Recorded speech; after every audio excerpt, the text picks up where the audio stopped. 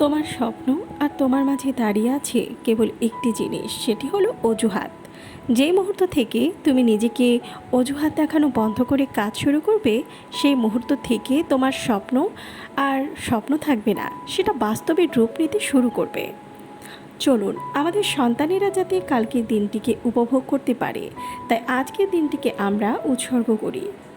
অসাধারণ হওয়ার জন্য কঠিন যুদ্ধে নামার চ্যালেঞ্জ নিতে হবে।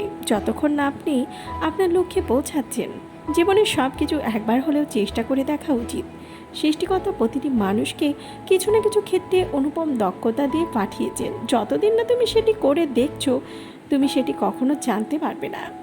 পৃথিবীর সবচেয়ে আনন্দের অনুভূতিটি হলো যখন তুমি একটা লক্ষ্য ঠিক করেছিলে, সেই লক্ষ্যটি পূরণ করতে পারলে।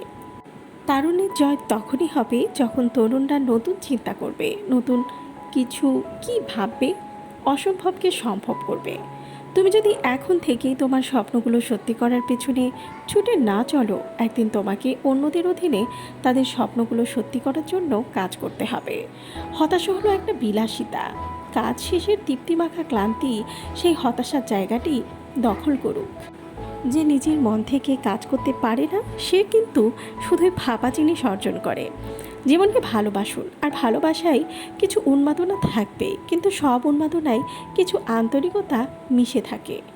আমি এই কথাটা স্বীকার করতে প্রস্তুত ছিলাম যে আমি কিছু জিনিসকে কখনোই বদলাতে পারবো না। আমি দৃঢ়ভাবে বিশ্বাস করি, যতক্ষণ না একজন ব্যর্থতা স্বাদ অনুভব করছেন, তার মধ্যে কখনোই সফল হওয়ার যথেষ্ট ইচ্ছা থাকবে না।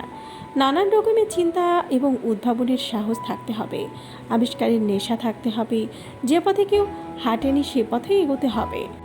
অসম্ভবকে সম্ভব করার সাহস থাকতে হবে এবং সমস্যাকে জয় করেই সফল হতে হবে। লক্ষ্যকে সফলতায় রূপান্তরিত করার পূর্বে লক্ষ্যের প্রতি সম্পূর্ণ ভক্তি থাকা অত্যন্ত জরুরি। আমাদের স্বপ্ন দেখতে হবে, কারণ স্বপ্ন থেকেই চিন্তার জন্ম হয়, আর সেই চিন্তা থেকেই কাজের সৃষ্টি হয়।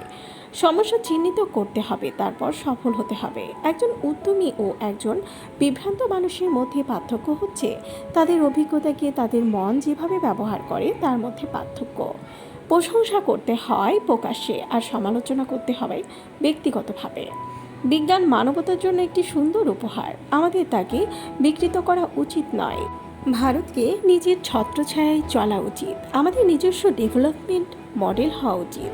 ছাত্রজীবনে বিমানের পাইলট হতে চেয়েছিলাম, কিন্তু সেই স্বপ্ন পূরণে ব্যর্থ হয়ে গেলাম রকেট বিজ্ঞানী।